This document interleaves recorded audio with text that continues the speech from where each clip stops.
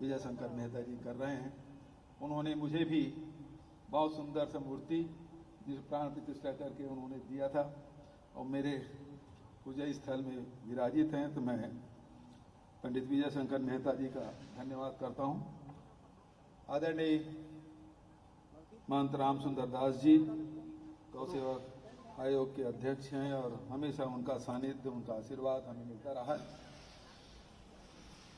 भाई ब्रिजमोहन अग्रवाल जी लंबे समय तक के मंत्री रहे, लंबे समय तक के विधायक हैं और उनका हमेशा साथ, सानिध्य, प्रेम मिलता है और जब विधानसभा में रहते हैं तो खूब लड़ाई भी होती है। आदरणीय सांसद सुनील सोनी जी, आदरणीय प्रमोद दुबे भी है, हाँ आगे भाई ज्ञानेश शर्मा जी, चतुर्भुज अग्रवाल जी, हमारे बहुत ही निकट मित्र हिमांशु द्विवेदी जी, आयोजक समिति के सब साथीगण विजय अग्रवाल जी, श्री नारायण मुंदड़ा जी, योगेश अग्रवाल जी, योगी अग्रवाल जी, मुकेश शाह जी, विनोद पाहवा जी, मोहन पवार जी, उपस्थित सभी श्रद्धामयी ममतामयी मातागण, उपस्थित सभी भाइयों, प्यारे बच्चों और पत्रकार साथियों, आज का दिन बहुत पावन दिन। रामनवमी पूरे देश भर में बहुत उत्सव के साथ मनाया जा रहा है। कहीं व्यक्तिगत घर में आयोजन हो रहा है तो कहीं सार्वजनिक स्थलों पे हो रहा है और बहुत ही आयोजन समिति के साथियों ने जिस प्रकार से बताया, लगभग 14 साल से यह अनवरत यह कार्यक्रम चल रहा है। कोरोना काल में तो अब उसको मिसिंग संडे समझ लें, क्योंकि वो ऐसा समय जीवन का जो सबसे कठिन समय था, उससे जो बच गए, जो चपेट में आ गए, वो हम सबसे भी अलग हो गए।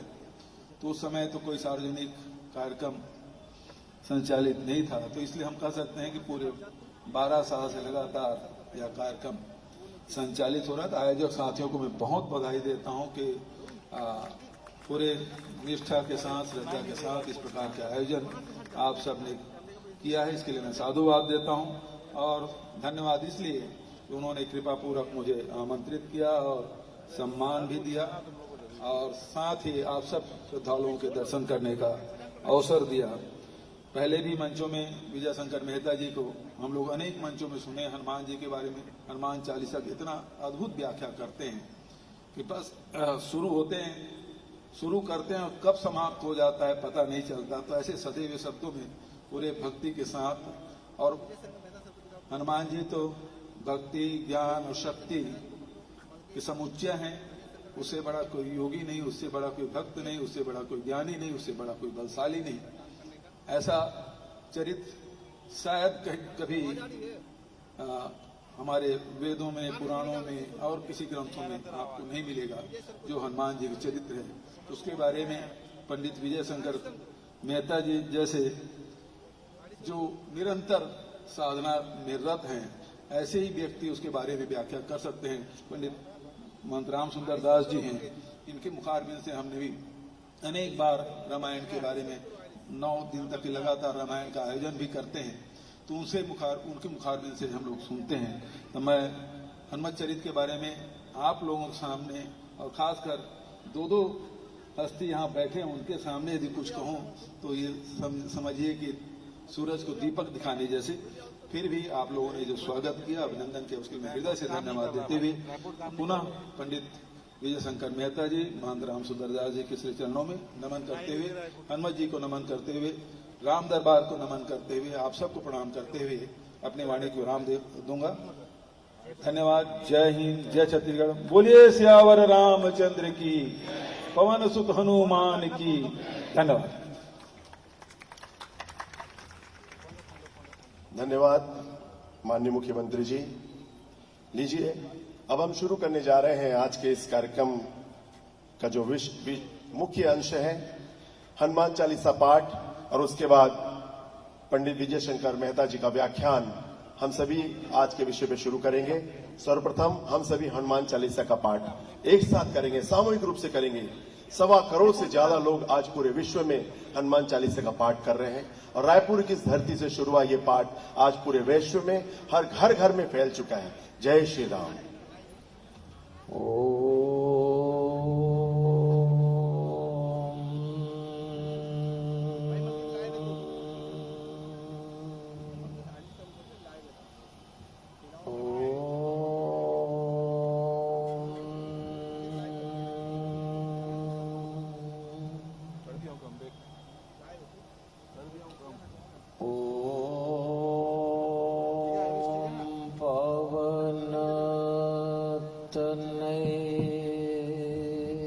तुम एक आधारा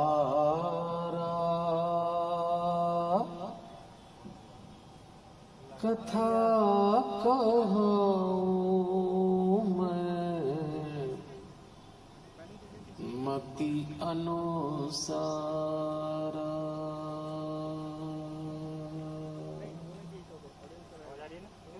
वक्रतुंड महाकाय सूर्यकोटि समप्रभ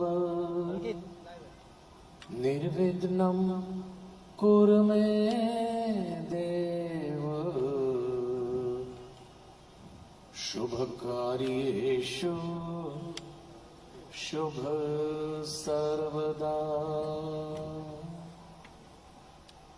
गुरुर्ब्रह्मा गुरुर्विष्णु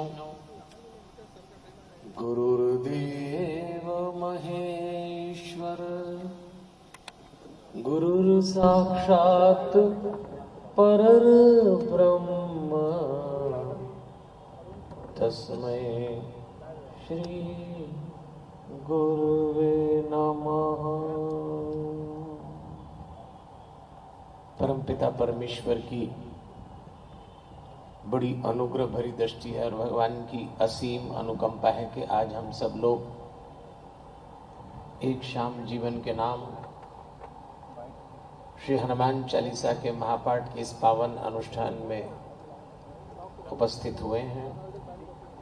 पूरे देश दुनिया में हनुमान चालीसा का गुंजन हो, क्योंकि हनुमान चालीसा की पंक्तियां साधारण शब्द नहीं, मंत्र हैं।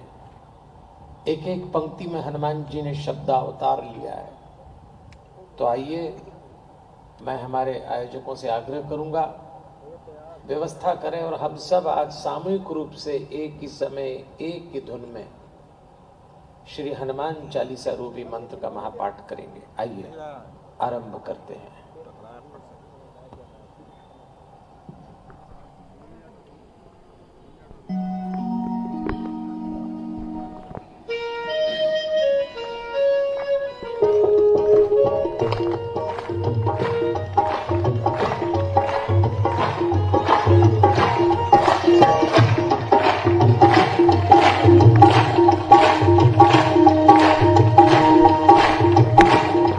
हम सब अपने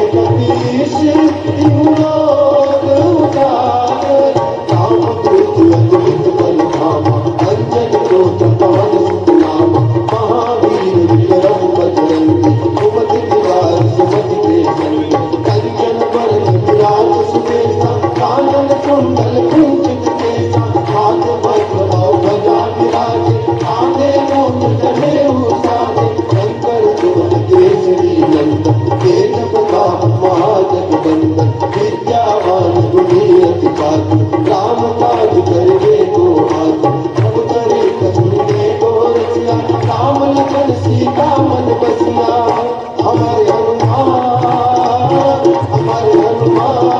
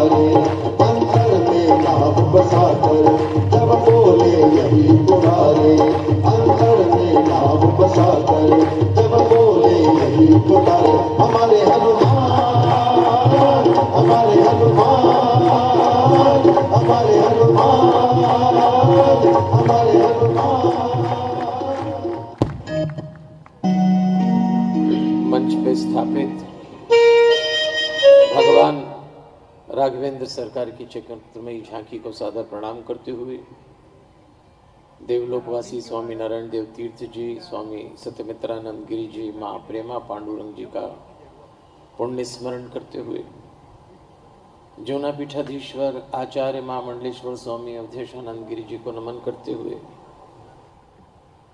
श्री रविशंकर महाराज रावतपुरा सरकार को वंदन, परम धाम पधारे हुए पूज्य पिताजी वल्लभदास जी को नमन और यहाँ इस पावन अनुष्ठान में विराजे हुए आप सब श्रद्धालुओं के भीतर बैठे हुए दिव्यात्मा को सादर प्रणाम करते हुए विकास की दौड़ परिवार मत तोड़।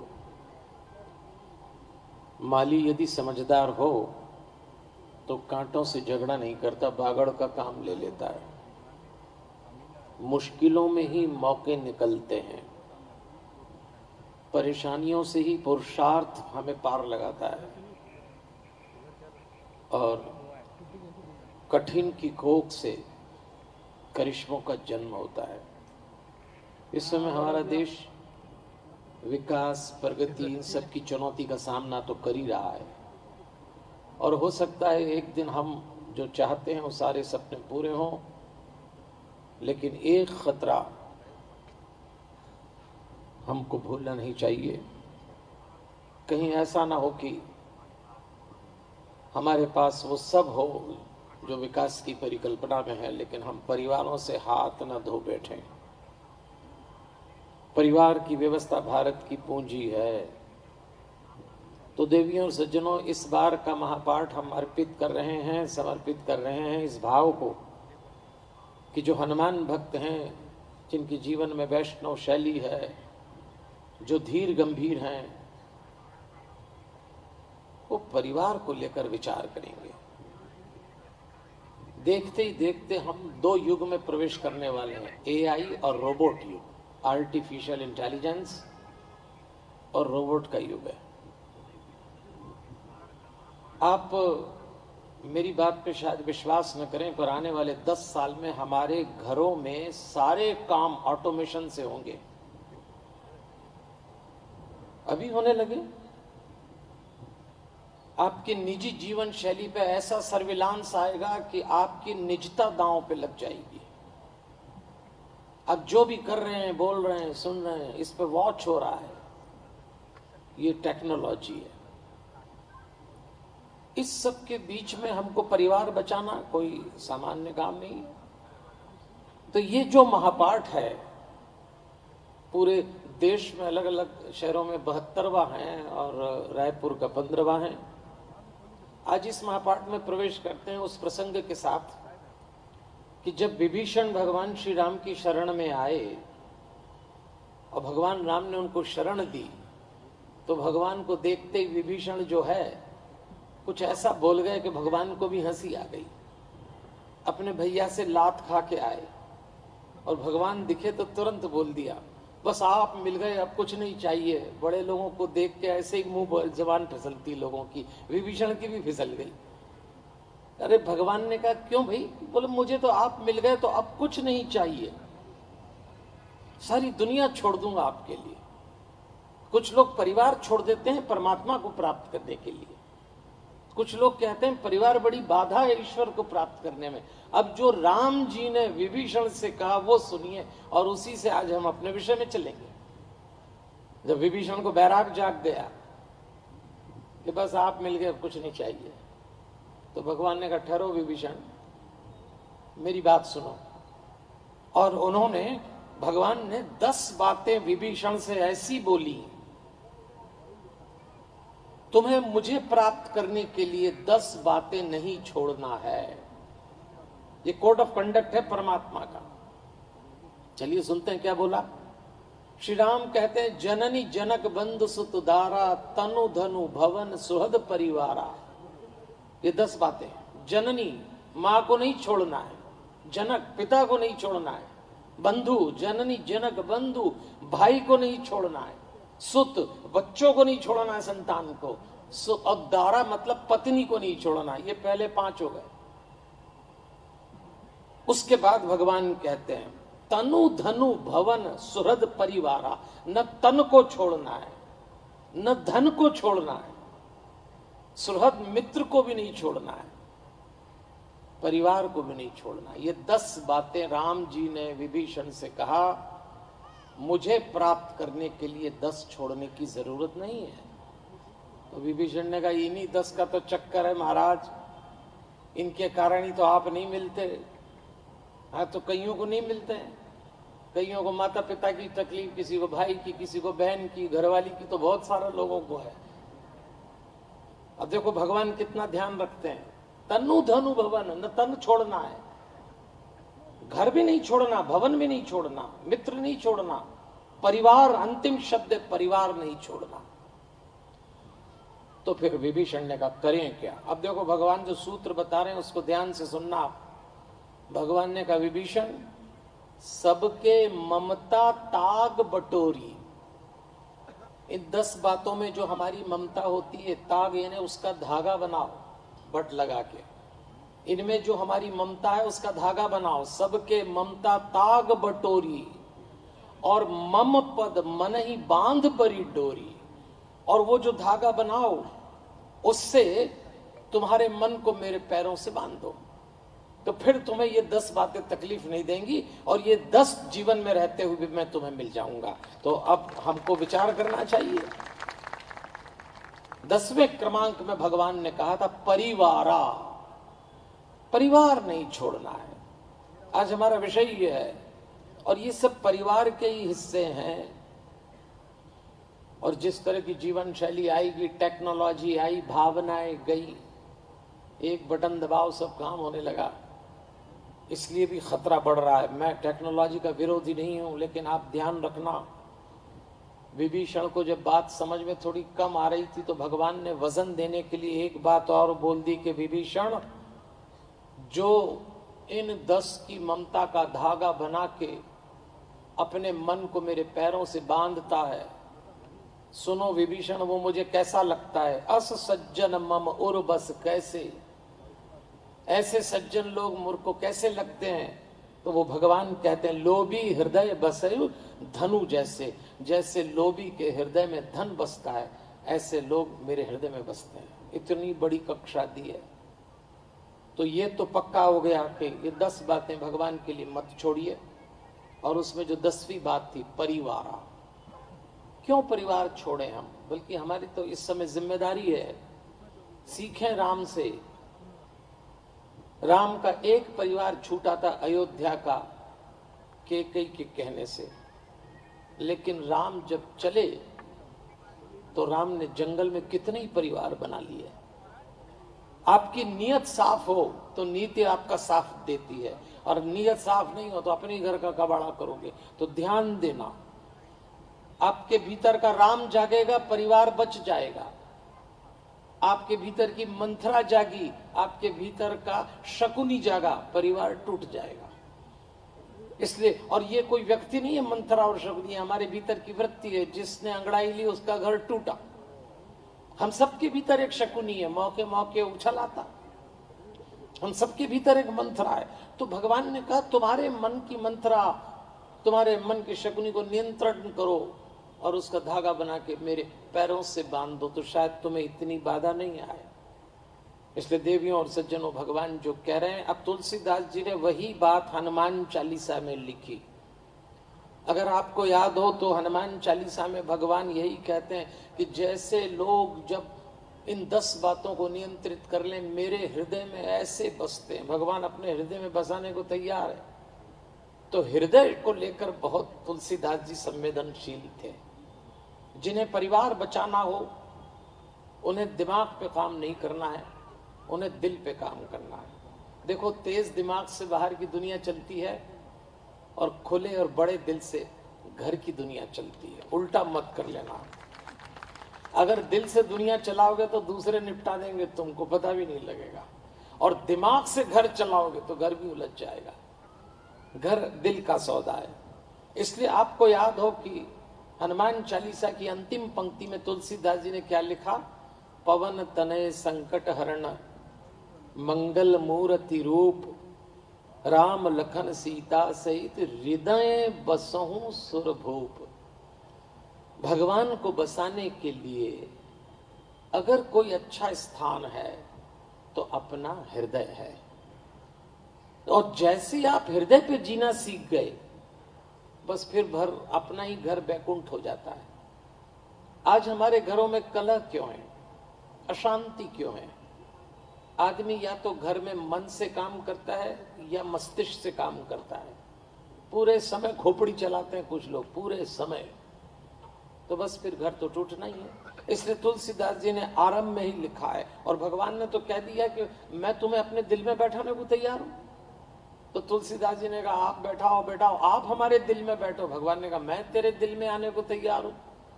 अच्छा आप बताओ, हमारे दिल में या हमारे घर में हम किसी ऐसे सोफे पे बैठे हों जिसमें एक साथ 4-5 लोग बैठ सकें, एक कोने पे आप बैठे हों, फिर आप कोई आए तो उसको पास में बैठा लो, फिर कोई आए तो उसको बैठाओ, तो फिर आप खस के, तो कोने वाला किधर जाएगा?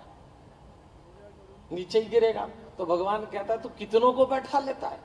भाई मुझे बैठा तो मुझे ही बैठा, पर काम, क्रोध, मद, लोभ, धंधा पानी, कार, गाड़ी, बंगला, पद, प्रतिष्ठा, इन सबको भी इतना ज्यादा बैठाता है कि फिर मैं नीचे ही गिर जाता हूं। ऐसे हालात के लिए एक शायर ने बोला है कि जो भी आए हैं वो नजदीक बैठे हैं तेरे, जो भी आए हैं वो नजदीक बैठे हैं तेरे, हम कहां तक तेरे पहलू से सरकते जाएं। हाँ सही बात है, धड़ाम से गिर जाओगे। भगवान को नीचे टपका देते हो, फिर कहते हैं मन अशांत है, मन बेचैन है। अरे भैया, किसी को अपने जीवन में हृदय में बुलाना है तो खाली करना पड़ेगा। भगवान कहता है मुझे हृदय में बैठाओ तो मेरे लायक स्थिति बनाओ। तो मैंने आपसे कहा, मैं नहीं कह रहा हूं, राम जी और तुलसीदास जी कह रहे हैं, पारिवारिक जीवन में हृदय प्रधान वृत्ति को महत्व दीजिए। आपका बहुत तेज मस्तिष्क है, आप बहुत पढ़े लिखे हैं, बुरा मत मानिए, पर बड़ी पीड़ा के साथ ये बात कह रहा हूं। इस देश में शिक्षा ने बहुत भला किया। हमारे देश के विकास में शिक्षा का महत्व है, प्रत्येक व्यक्ति शिक्षित होना चाहिए। लेकिन शिक्षा ने एक खतरा भी पैदा कर दिया। हमारे घरों में शिक्षा के कारण अशांति भी उतरी है। आप स्वीकार करें या न करें, शिक्षित बच्चों ने रिश्तों को अलग दृष्टि से देखना शुरू किया। शिक्षित बच्चे अपने आप को इतना समझदार मानने लगे कि उनके लिए जो पहली संस्था राम जी ने लिखी, जननी जनक, ये पहली संस्था है। इसको माता पिता नाम की संस्था कहते हैं। आज पढ़े लिखे बच्चे माता पिता को माता पिता मानने को तैयार नहीं है। उनके आदेश की धज्जियां उड़ा दी जाती, बात बात पे बहस होती। मैं फिर कहता हूं, आपके शिक्षित होने को नमन, खूब पढ़ो, लेकिन शिक्षा अहंकार का कारण बन जाए, शिक्षा अपने ही वरिष्ठ और पूजनीय लोगों के अपमान करने का कारण बन जाए, तो फिर ऐसी शिक्षा पे सवाल है। ऐसे तो निरक्षरी अच्छे। इसलिए सोचने वाली बात है, आप जितने शिक्षित होते जाएं उतने हृदय प्रदान होते जाएं। पढ़े लिखे लोगों ने घरों का नुकसान तो पहुंचाया है, लेकिन इसके लिए पढ़ाई लिखाई छोड़ना नहीं, इसके लिए हृदय प्रदान जीवन को प्रधानता देना है। तो भगवान ने शुरुआत कहां से करी? देखो आप, 10 बातों में आखिरी परिवार और पहली मां, जननी जनक, माता पिता के साथ भगवान ने विभीषण से कहा, माता पिता नाम की संस्था भारत के परिवारों के प्राण हैं। और इसी संस्था में एक संस्था और रहती जिसको पति पत्नी कहते हैं। यही पति पत्नी एक दिन माता पिता बनते हैं, यही माता पिता एक दिन पति पत्नी थे। इसलिए तुलसीदास जी हनुमान चालीसा की दूसरी चौपाई में लिखते हैं, राम दूत अतुलित बलधामा, अंजनी पुत्र पवन सुत नामा। मां अंजनी को याद किया हनुमान चालीसा की दूसरी पंक्ति में, आरंभ में, क्योंकि तुलसी जानते हैं मेरे राम ने मां को बड़ी प्रधानता दी है। राम कहते हैं मुझे पाने के जो 10 रास्ते हैं वो छोड़ना नहीं है, उसमें से पहला रास्ता मां है। बड़ा मान दिया है ममता को। मैं तो आह्वान करूंगा, एक बार जोरदार ताली से दुनिया भर के मातृत्व का सम्मान करिएगा, दुनिया भर। अच्छा, मैंने आपसे ताली बजवाई तो आपको लग रहा होगा पता नहीं कौन सी माता जी के लिए बजवाई। माताओं को ताली की जरूरत नहीं, मैंने ताली आप ही के लिए बजवाई। क्योंकि क्या होता है, कथा प्रवचन में बैठने के बाद थोड़ी देर भूल ही जाते हैं काहे के लिए बैठे, क्यों बैठे। बैठे हैं, विजय जी बहुत दिनों से पीछे पड़े थे, उनकी टीम के आना आना तो आ गए। अरे आप लेके क्या जाएंगे यहां से? इस महापाठ का प्रसाद क्या होगा? इस महापाठ का प्रसाद वो विचार होना चाहिए कि हम अपने घर को हृदय प्रधान व्यवस्था से चलाएंगे, मस्तिष्क प्रधान व्यवस्था से नहीं चलाएंगे। इसलिए भगवान ने मां को याद किया और तुलसीदास जी ने अंजनी पुत्र लिखा है। अब जरा दो शब्द पे ध्यान देना हनुमान चालीसा के, एक रामदूत, एक अंजनी पुत्र। रामदूत हनुमान जी का उद्बोधन है, संबोधन है, पहचान है, पद है। फिर लिखा शंकर सुवन केसरी नंदन तेज प्रताप महाजगबंदन। अब जरा देखिए आप, रामदूत बनाया किसने था? हनुमान जी को रामदूत बनने के लिए प्रेरित किसने किया था? मां अंजनी ने।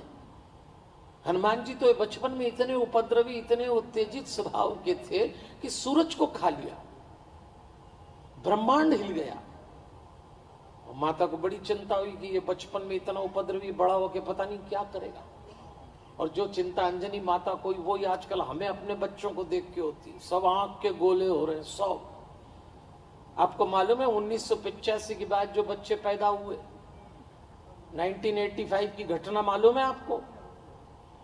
1985 में भगवान बच्चे बना रहा था बैकुंठ में, और भगवान को कुछ काम याद आ गया, तो जिसमें बच्चे बन रहे थे वो फरमा वहीं छोड़ा और भगवान काम से चले गए, तो उस फरमे में खुद ही बन गए और 85 से बाद तक खुद ही बन के आ रहे हैं। अब तो भगवान का कोई कंट्रोल ही नहीं है।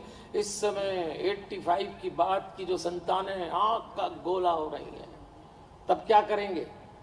वो करिए जो मां अंजनी ने किया, अपने बच्चे की हाइपर एनर्जेटिक पोजीशन को, अतिरिक्त ऊर्जा को मोड़ दिया। जो बच्चा जिस ऊर्जा से सूरज खा रहा, जो बच्चा जिस ऊर्जा से साधु संतों के यज्ञ ध्वंस कर रहा, वो छोटा सा बच्चा बजरंगी जितना उत्पात मचाता, तो मां को लगा कि ऊर्जा दबाना ठीक नहीं है, ट्रांसफॉर्मेशन ऑफ एनर्जी। मां ने कहा देख, तुझे एक दिन बड़े होकर बहुत बड़ा काम करना है। क्या करना है मां? मैं क्या बनूंगा? तू रामदूत बनेगा। बस बैठा दिया, मां ने ऐसा बैठाया, तुझे रामदूत बनना है, तो बस फिर तैयारी हो गई और हनुमान जी रामदूत बन गए। और हम सबकी ये जिम्मेदारी है कि हम अपने बच्चों को खूब पढ़ाएं, पर एक बात उनके दिल में बैठाएं, उनके दिमाग में बैठाएं, तुम रामदूत हो। अब रामदूत का क्या मतलब है? क्यों रामदूत बने हनुमान जी? विचार करिए। हनुमान जी की जो खूबियां थी रामदूत के रूप में, स्टार लीडरशिप, अगर मैनेजमेंट की भाषा में बात करें, स्टार लीडरशिप थी हनुमान जी की। ऐसा नेतृत्व करते हनुमान जी बिना शोर मचाए, हल्ला गुल्ला करके, कूद फांद करके तो कोई भी नेतागिरी कर लेगा। हनुमान जी बिना उसके ही करते हैं। आपको याद होगा जब सीता जी की खोज में बंदर चले, सारे बंदर उछल कर रहे, हम ढूंढेंगे हम ढूंढेंगे। नेतृत्व किसके पास था? अंगद के पास। अंगद लीडर थे, जामवन सबसे बूढ़ा आदमी, सब कूद रहे और राम जी देख रहे ये लोग इतना उपद्रव कर रहे हैं, हनुमान हम ढूंढ के लाएंगे, हम ढूंढ के लाएंगे। राम जी ने कभी इतना शोर कर रहे हैं, समझ तो रही नहीं है। तब राम जी को लगा कि जो ढूंढ सकता है वो दिख ही नहीं रहा, तो देखा तो पीछे खड़े थे पाछे पवन तनय सिरुनावा। हनुमान जी को कूद फांद करने की बिल्कुल आदत नहीं है, ओवर प्रोजेक्शन नहीं करते, पाखंड प्रदर्शन है ही नहीं, मैं प्रकट करने का काम ही नहीं है। कुछ लोगों केवल हल्ला करने का काम है, काम नहीं करते। देखो मैं एक अखबार में संपादक था 20 साल, तो एक संस्था का समाचार आया करता था हमारे पास, तो मैं उस समाचार को देखता कि एक व्यक्ति हर समाचार में रहता है। उनके जितने आयोजन होते उसमें अतिथि लोग आते तो दीप प्रज्वलन होता, तो हम सोचते अतिथि तो बदलते रहते, पर ये व्यक्ति जरूर दिखता है। तो एक दिन हमने उस संस्था के पदाधिकारी से पूछा कि आपके यहाँ जितने कार्यक्रम होते हैं अतिथि बदलते हैं, दीप प्रज्वलन में ये भैया जरूर दिखता है। तब उनने बताया क्या करें साहब, ये बड़ा कलाकार है। क्या हुआ? बोले जैसे ही दीप प्रज्वलन की बारी आती माचिस जेब में रख लेता है। अब माचिस कहाँ है तो माचिस सही थी आ जाता है, तो लो फोटो खिंच जाता है। अब ताली बजाओ ना भैया, अब बजाओ। आपको समझ में आ रही नहीं आ रही है? प्रदर्शन परमात्मा के सामने नहीं चलता, भगवान जानता है। अब आप ध्यान देना, जब पीछे से हनुमान जी ने आके प्रणाम किया, पाछे पवन तनय सिरुनावा, तो अंगूठी हनुमान जी को ही दी राम जी ने। कायदे की बात तो ये थी कि नेतृत्व अंगद के पास था, तो अंगूठी अंगद को दी जाना चाहिए, पर भगवान जानते थे शोर कोई भी करे, मेरा काम तो यही करेगा, इसका नाम हनुमान है। भगवान जानता है कि कौन काम करेगा, भगवान उसका चयन करता है। आपके राज्य की अगर कमान इनके पास है तो इनका चयन हुआ है, इनने अपने पुरुषार्थ से पद प्राप्त किया दिख रहा है, लेकिन कहीं न कहीं कृपा हुई है। भगवान अगर ब्रजमोहन जी को, विजय अग्रवाल जी को, हमारे सुरेश गोयल जी को इस आयोजन के लिए इतने समय से अगर चुन रहा है, तो इनके का ना इन पे कृपा हुई है। वो जानता है किससे काम कराना। अगर आप यहाँ आके कथा सुन पा रहे हैं तो ये भी आपका चयन किया गया है, तब आके दो बोल सुन पा रहे हैं। इसलिए भगवान के चयन का मान करिए, और भगवान ने अंगूठी दी, और यहीं से साबित हो गया कि आप रामदूत हैं। हम सब भगवान के रामदूत हैं। हम सब इस धरती पर भगवान का काम करने आए हैं, और राम जी को एक काम बहुत प्रिय है। देखो, रावण वावण तो वही मार लेंगे, उसमें तुम्हारी जरूरत नहीं है। आपको लगता है कि हम कोई, वो आपको सेना में भी नहीं ले जाएंगे, वो एक ही काम करते हैं। मेरा प्रिय विषय है, राम जी कहते हैं परिवार बचना चाहिए। अगर आप सच्चे रूप से परिवार बचाएं तो आप रामदूत हैं, और नहीं तो सब पाखंड है। राम हर हालत में परिवार बचाना जानते हैं, इसलिए हम राम भक्त हैं। तो हमको रामदूत का मतलब, बाकी तो हनुमान जी में सारी क्वालिटी थी, स्टार लीडरशिप थी। अभी आप देखो, जैसे ही बंदर चले तो बंदरों को प्यास लगी तो कहीं पानी नहीं था, ऐसा लगा मर जाएंगे। उसी समय गुफा दिखी तो हनुमान जी ने कहा इस गुफा में पानी होगा, जब तो पक्षी जा रहे हैं। तो हनुमान जी ने सबसे कहा अंदर चलो पानी पी लेना। जितने बंदर उछल कूद करके भगवान के सामने से निकले, सबने कह दिया गुफा में नहीं जाते, पता नहीं कोई राक्षस होगा। सबने अंगद को देखा, अंगद लीडर थे, कि आप चलो सबसे आगे। अंगद ने कहा मैं तो गुफा की तरफ मुंह करके भी नहीं सोता हूं, क्योंकि मेरे काका और मेरे पिता में गुफा के चक्कर में लड़ाई हुई। अब बताओ, नेताजी भी पीछे हट गए, अब क्या करें। तब सबने हनुमान जी को देखा, और तुलसीदास जी ने लिखा आगे कह हनुमंत ही लीना। हनुमान जी आगे और सब पीछे, और चलो मैं जाता हूं। मैं जो बात आपसे कहना चाहता हूं, रामदूत होने का मतलब क्या है? रामदूत होने का मतलब ये है कि जो कार्य राम इस संसार में करने आए और जो छोड़ के गए हमारे भरोसे, हम रामदूत बन के करें। राम का अर्थ है अपनेपन से जीना, राम का अर्थ है भेदभाव मिटा देना, राम का अर्थ है एक ऐसी व्यवस्था को जन्म देना जहाँ छोटे व्यक्ति को भी मान मिले और बड़े से बड़े व्यक्ति को भी सम्मान मिले। ये राम की व्यवस्था है, तब रामदूत बन पाएंगे आप। राम ने, बताइए, विश्व विजेता रावण से लड़ाई करी, पर छोटे से केवट को गले लगा के दोस्त बनाया। राम भेदभाव नहीं करते थे, न जाति के स्तर पे न पद के स्तर पे। वो काम हमें करना, इसलिए राम ने हनुमान जी का चयन किया। रिस्पॉन्सिबल एक्टिविस्ट मैनेजमेंट की भाषा में एक शब्द चलता है, बहुत जिम्मेदार व्यक्ति थे हनुमान जी, कभी जिम्मेदारी से मुंह नहीं मोड़ा। और एग्रेसिव कमिटमेंट का मतलब ये मैं करके रहूंगा, और जो कहते थे वो करते थे। ये हनुमान जी की विशेषता है। देखो, आपको एक बात बताता हूं, आजकल टेक्नोलॉजी का टाइम है, हर बात को टेक्नोलॉजी से देखा जाता है, रोबोट का सिस्टम आ गया। हमारे हनुमान जी का काम करने का ढंग देखना, श्री राम और रावण के बीच युद्ध चल रहा, लगातार रावण के लोग मारे जा रहे, तो रावण ने विचार किया कि ऐसे तो सब खत्म हो जाएगा। तो रावण के पास एक रिजर्व फोर्स थी, उसका नाम था अमर सेना। तो रावण ने अमर सेना रिलीज कर दी कि अब मेरी अमर सेना, मतलब वो सेना, वो जो कमांडो थे वो मरते नहीं थे। विभीषण ने आके राम जी से कहा महाराज मुसीबत हो जाएगी, अमर सेना छोड़ दी उसने, हमारे लोग इनसे लड़ लड़ के थक जाएंगे, थक के मरेंगे, वो तो मरेंगे नहीं, और हम कब तक युद्ध करेंगे। तो राम जी सोचने लगे। तो राम जी ने हनुमान जी को देखा, राम जी तो तुरंत हनुमान जी को देखते थे।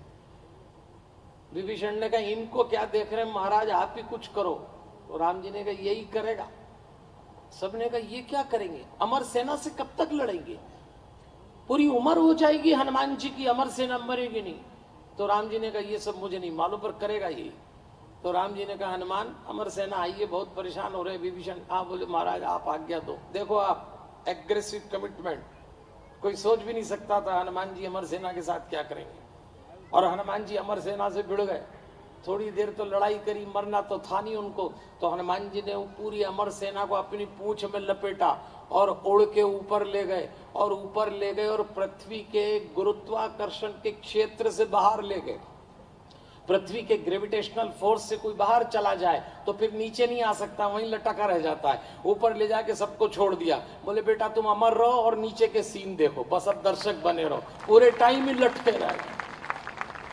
तब राम जी ने कहा ये एग्रेसिव कमिटमेंट, ये रामदूत का काम है। कोई काम अधूरा नहीं छोड़ना, जो करना पूरा करना है।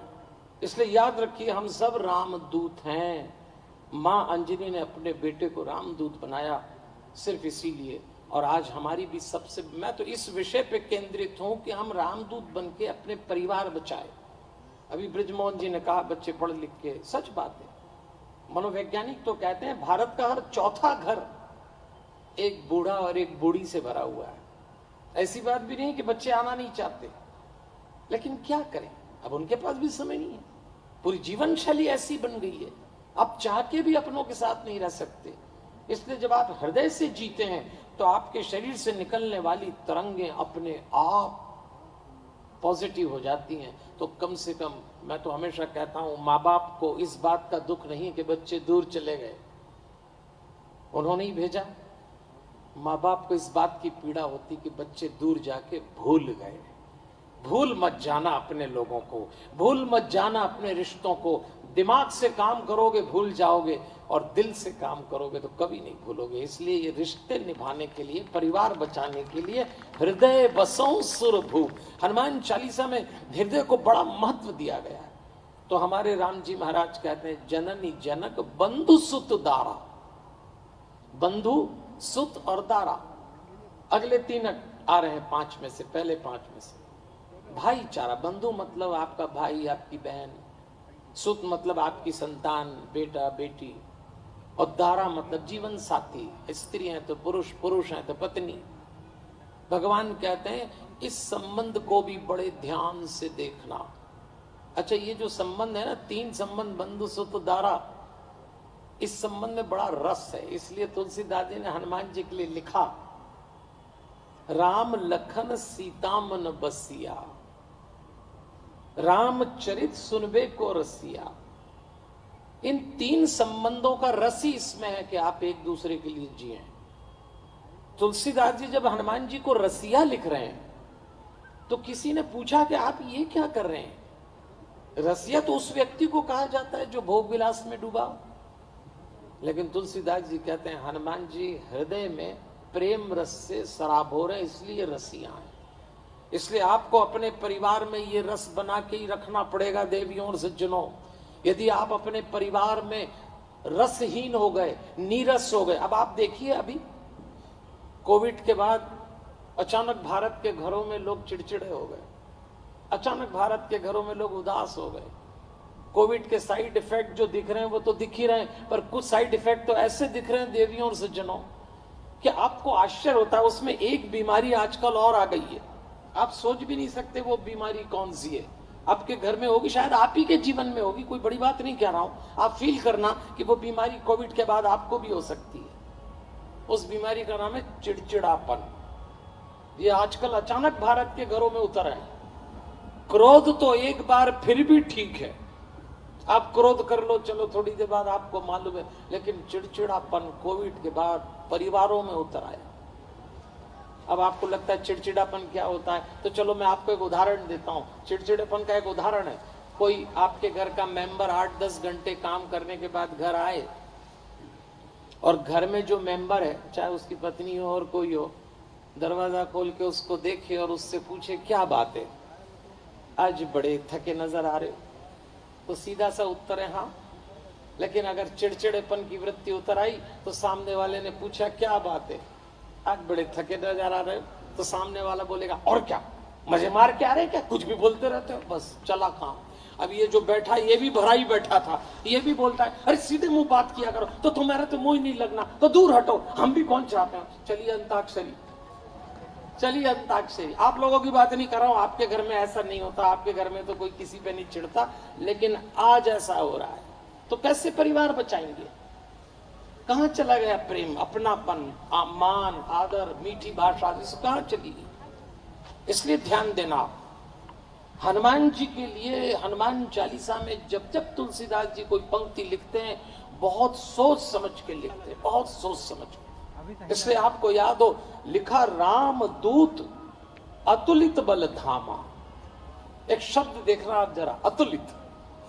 अतुलित शब्द का अर्थ होता है अतुलित, जिसको तोला ना जा सके, वो अतुलित है। दुनिया में हनुमान जी के बल को तोला नहीं गया, सबका बल तोला गया। हनुमान जी के बराबर बलशालियों में रावण की गिनती होती थी, भीम की गिनती होती थी, लेकिन भीम के बल को लोग कहते थे 10,000 हाथी बराबर, बस लिमिट है। रावण तो इतना बलशाली था, पर उसकी भी एक लिमिट थी। उसने कैलाश उठाया, उस कैलाश को उठा लिया था जिसमें शंकर पार्वती बैठे थे। ये अलग बात है कि शिव जी ने अपना अंगूठा दबाया तो कैलाश के नीचे उसके हाथ दब गए थे, और जब हाथ दबे तो बहुत जोर से रोया, और रोने को संस्कृत में राव कहते हैं। इतनी जोर से राव किया कि भगवान शंकर ने मुस्कुरा के कहा कि तू रोया तो सारा ब्रह्मांड रो दिया, तो दशानन तेरा आज से नाम रावण पड़ेगा। तो रावण नाम शिव जी का दिया हुआ है, लेकिन उसकी भी एक सीमा थी। जिसने कैलाश उठाया वो सीता जी के स्वयंवर में धनुष नहीं उठा सका, लेकिन हमारे हनुमान जी की सीमा नहीं है बल की, अतुलित बल धाम। और उनके भगवान भी ऐसे ही हैं। भगवान भी इसीलिए जब हनुमान जी की हम लोग स्तुति करते हैं तो बोलते हैं नहीं बोलते हैं, अतुलित बल धामम हैम शैलाभ देहम। ऐसे हैं हमारे हनुमान जी। हम उनके भक्त हैं तो हम निर्बल कैसे हो सकते हैं, हम उदास कैसे हो सकते हैं? जरा सी बात होती है डिप्रेशन घेर लेता है घरों में।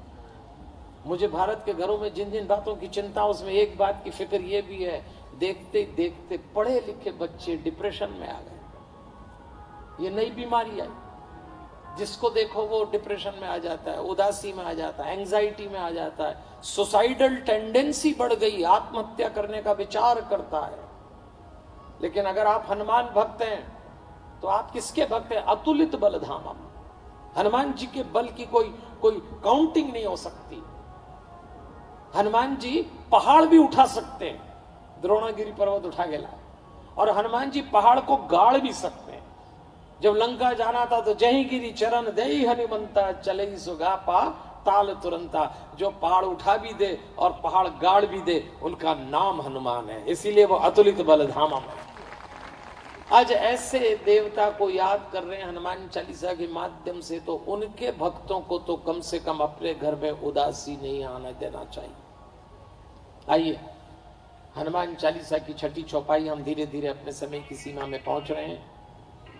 हनुमान चालीसा की छठवीं चौपाई में तुलसीदास जी ने लिखा, शंकर सुवन केसरी नंदन।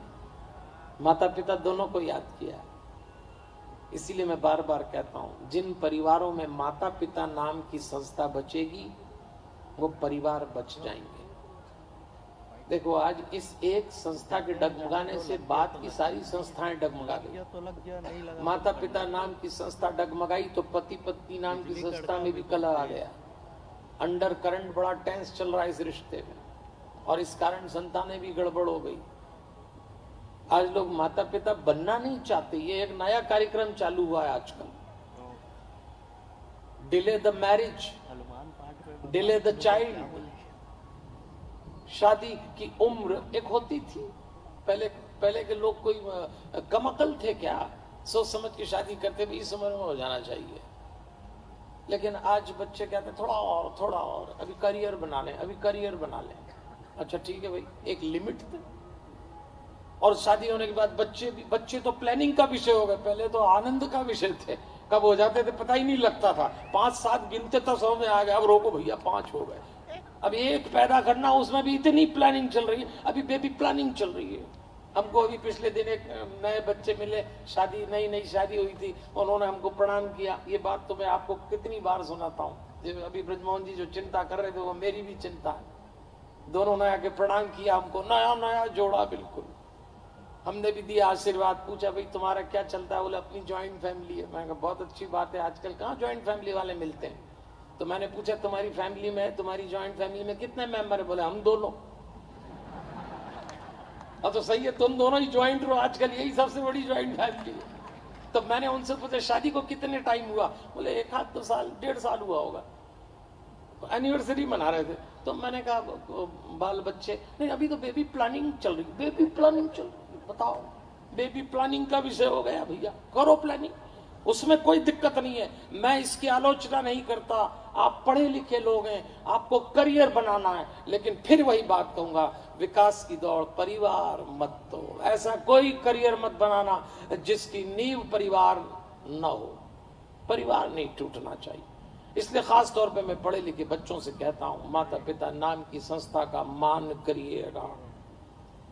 आइए मैं आपको एक ऐसे बेटे की बात सुना के अपनी बात पूरी करूंगा। बेटा तो था अंगद बाली का। मुझे ये प्रसंग बहुत अच्छा लगता है। अंगद हनुमान जी का शिष्य भी था। देवियों और सज्जनों, जब राम जी ने बाली को मारा और बाली मरते मरते राम जी को कटघरे में खड़ा कर गया, राम जी ने उत्तर भी दे दिया, लेकिन जो काम बाली ने किया है आज रामनवमी के दिन इस पावन अनुष्ठान में, जो इतने अच्छे ढंग से किया, जो काम बाली कर गया वो हम अपने जीवन में जरूर करें। आज संकल्प लेके उठे यहां से। बाली को भगवान ने कहा कि तू चाहे तो मैं तुझे प्राण लौटाऊं। बाली ने कहा महाराज, ऋषि मुनियों को जीवन भर तपस्या करने के बाद मुंह से नाम नहीं निकलता आपका। आप तो मेरे सामने खड़े हो, क्या करूंगा शरीर लेके? मैं जा रहा हूं आपके धाम पर, एक निवेदन है। भगवान ने कहा बोलो बाली। आप ना करना, भगवान ने कहा बोल। तब बाली ने अपने बेटे अंगद को बुलाया और भगवान से कहा, ये तनय मम सम विनय बल कल्याण प्रद प्रभु लीजिए। ये मेरा बेटा अंगद है महाराज, मैं इसको आपको दे रहा हूं। गही बासुर नर ना आपन दास अंगद कीजिए। आप इसको अपना दास बना लीजिए। और राम जी ने बना लिया। अब जरा सोचिए, यही बात हमको सीखना है जो बाली ने किया, कि बाली ने समय रहते अपने बच्चे को भगवान से जोड़ दिया। हम सब भी, वक्त है अभी भी, अपने बच्चों को भगवान से जोड़िए। अगर देर हो गई तो आप बहुत पछताएंगे, बहुत पछताएंगे। ये एआई और रोबोट का युग आ रहा है। संवेदनाएं ढूंढने नहीं मिलेंगी आपको। 50-60 साल बाद एक औरत, एक आदमी रोबोट से शादी कर लेगा, क्या करेंगे आप? वो ये कहेगा कि जो सुख मुझे जीवित स्त्री, जीवित पुरुष से नहीं मिलता, वो रोबोट से मिल रहा है, क्योंकि रोबोट में वो सारे प्रोग्राम डाल दिए जाएंगे। कुदरत ने आपके भीतर एक दूसरे को प्रेम, मान, सम्मान और तृप्ति देने का ऑलरेडी सॉफ्टवेयर डाला है। इसका इस्तेमाल नहीं करोगे तो फिर रोबोट अपने सॉफ्टवेयर से आपको चलाएगा। ये कार्यक्रम इसीलिए है, आप अपने आप को जान सकें। देर हो जाएगी, मुश्किल। आज ही परिवारों में, पहले तो परिवार में कुंडी खटखटाओ तो 3 लोग दरवाजा खोलने आते थे। बाद में एक मशीन लग गई तो कम से कम अंदर से बोल। अब तो वो एक आ गई एलेक्सा।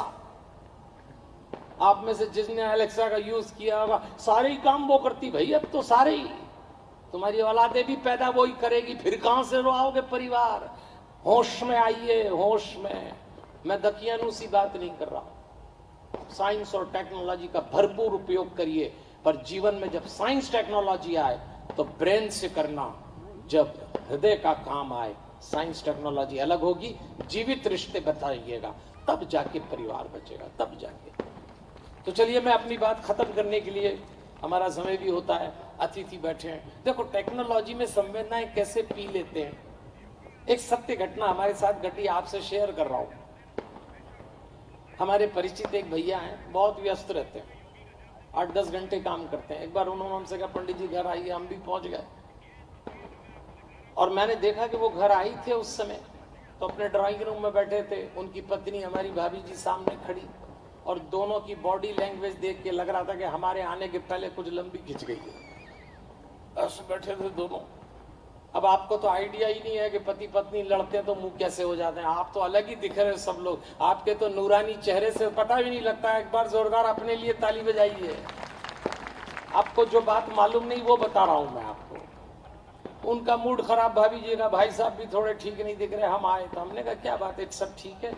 नहीं बोले ठीक है। मैं कहा नहीं ऐसे कुछ गड़बड़ लग रही। नहीं बोले पंडित जी। मैं कहा नहीं बताइए क्या बात है।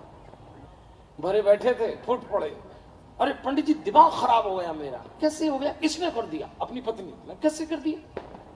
तब उन्होंने कहा देखो आप, मैं 12-15 घंटे काम करके आता हूं। अब आप देखो मैं घर में आया, गाड़ी ड्राइव करके आता हूं, 1-1.5 घंटे की तो ड्राइविंग है। और जब मैं घर आया तो अब आप जानते ही हो मोबाइल में मैसेज वगैरह भी आए होंगे, तो मैं घर आके अपने मोबाइल के मैसेज देख रहा था 15-20 मिनट से। 8-10 घंटे काम करके आया हूं, 15-20 मिनट से मैसेज देख रहा था। ये सामने खड़ी, इसने मेरा दिमाग खराब कर दिया। मैं कहा आप मैसेज देख रहे हैं, 12 घंटे बाद घर आए, इसने कैसे दिमाग खराब कर दिया? तो कहने लगे दूर खड़ी है इसी कमरे में और मुझे